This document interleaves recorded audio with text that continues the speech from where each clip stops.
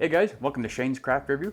Today I'm going to be doing the last of the mystery beers, and actually this is the final beer that I have from Nutmeg to Palmetto in my fridge. He sent me some beers a while ago, some of them I left as mystery beers, some of them I did not. So this is the last mystery beer. And for you guys who haven't maybe watched my channel for a while or don't know what the hell I'm talking about, Chase likes to send his beers wrapped in tinfoil. So what I'm going to do is I'm just going to open up the top of this, we're going to pour it in the glass, try and see what it is. Now, I have done another bottle that was like this, and it was a stout. I'm kind of assuming that this one's a stout as well. I also did 2 cans. Just go back on my channel, you can see the videos. I won't link them. If you're that interested, you can find it. Okay, so I'm going to assume that this is wrapped up so goddamn well. What, geez, like 15 layers of goddamn tinfoil on here? Once again, there's one thing I hate. It's one extra step between me and my beer. And I'm trying just to take the top tinfoil off so I can't see what this is. But again, I'm assuming it's a stout, and I probably should have invited a friend because the last time I did this with one of these big badass bottles, it was like a 12.8% stout or something like that, and I obviously did not finish that bottle all by myself that night. Okay, so this one, once again, has a cage and cork. Again, I assume it's a stout. Could be a sour though. And who's this from? Does it say? Oh, this is another one from Sierra Nevada. Very excited about that. Sierra Nevada does some great beers. Okay, let's try and open this without smell. Oh, I can't even get a good grip on that.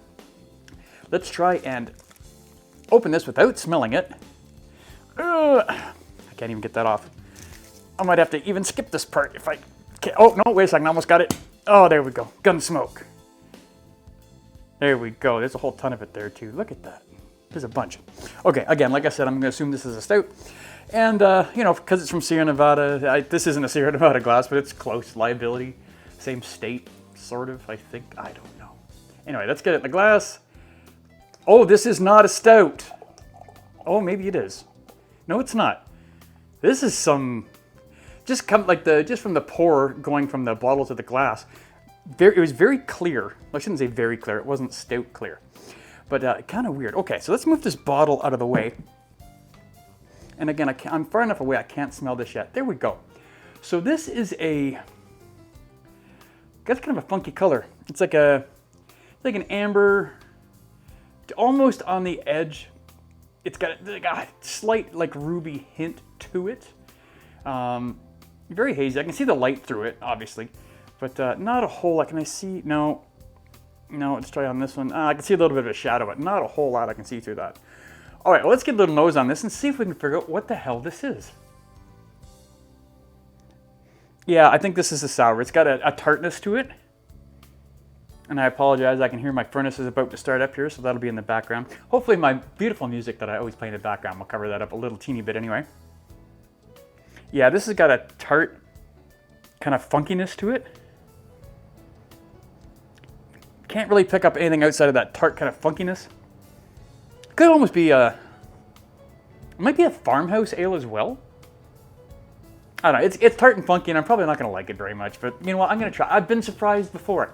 So let's give this a try. Chase, once again, thank you, my brother. I'm going to taste this, try and figure out what the hell it is, and then we'll open up the bottle and exactly see what it is. Cheers.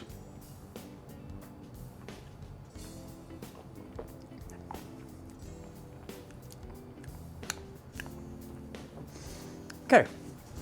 It's kind of weird because it doesn't taste like I expected it to. I don't know what I expected it to taste like because I have no idea what the frick it is.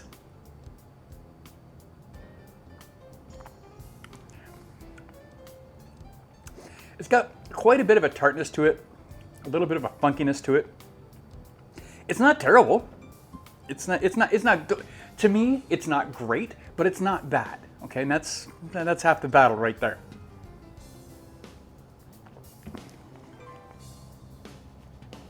It's got a little bit of a sweetness. And I almost want to say I'm getting like a little bit of dark fruit vibe. You know, raisin, plum, grape, whatever. I can never tell the difference between any of those in a beer. I just know it's a dark fruit. Could be a date, could be a fig. Who the hell knows? I don't know. I'm no expert on dark fruits.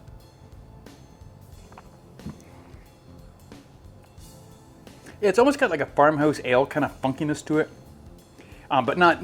I don't think it is though, because the funkiness from the farmhouse ales I usually don't like. This one's not bad. It's got a nice little carbonation to it, nice medium mouthfeel.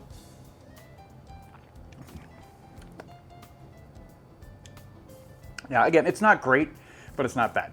Okay, so let's crack this thing open. See what the hell this is. I'm very curious. I'm kind of at a bit of a loss as to what this might be.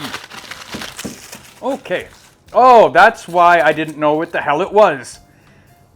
Okay, I never would have guessed that in a goddamn million years. Okay, so this is from Sierra Nevada, obviously.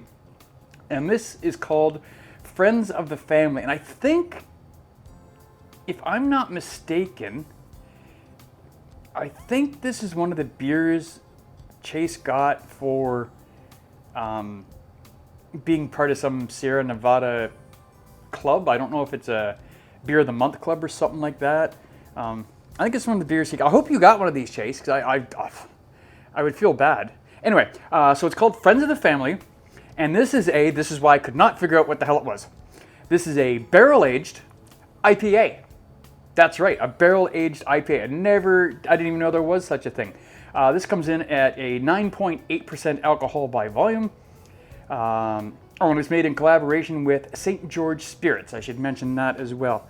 And it is made with RUTHLESS RYE IPA, aged in St. George Ruthless whiskey barrels. Excellent. Good to know. Anything else interesting on the side here? 9.8%. No.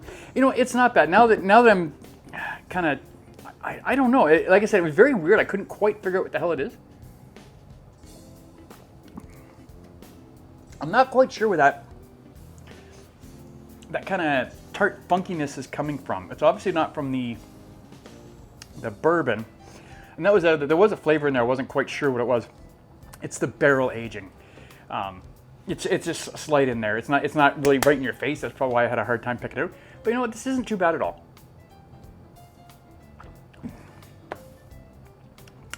Yeah, I didn't know you could barrel age an IPA, but apparently you can.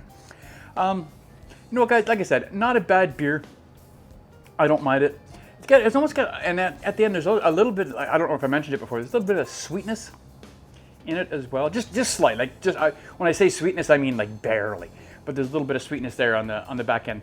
Not a bad little beer. Like I said, it's okay. It's not great. I'm gonna give it a 3 1/4. Now again, it's the funkiness in here that's making it lose. It's not a bad beer. I'm just not a big fan of the funkiness. But it is a really good beer. I'm sure most people would enjoy it.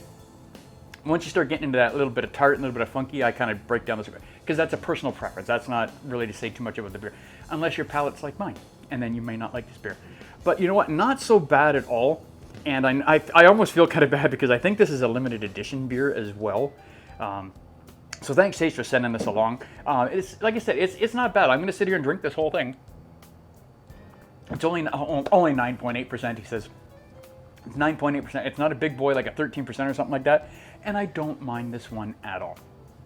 Anyway, guys, that's my thoughts on this final mystery beer from Nutmeg 2 Palmetto. Please go check out Chase and his channel. He does a lot of great stuff over there. He does beer reviews. He does football analysis. He does movie reviews with his friend Allison. I believe that's called Red and Red Real Reviews, which you can also find on his channel, Nutmeg 2 Palmetto. I will have a link to his channel down below as always.